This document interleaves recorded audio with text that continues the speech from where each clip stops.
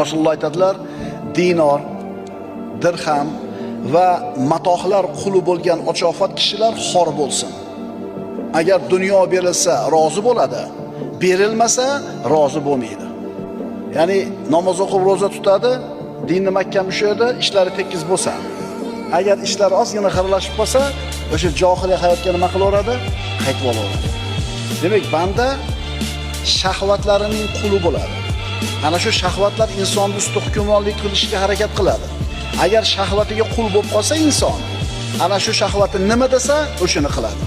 Ammo al-vajd martabasiga yetgan bo'lsangiz, shahvatlaringiz hech qachon ustingizda hokim bo'lmaydi. Xulosa, inson o'zining bashariyligini qachon yenga olar ekan? O'zining nafsini qulligidan ozod bo'la olsa.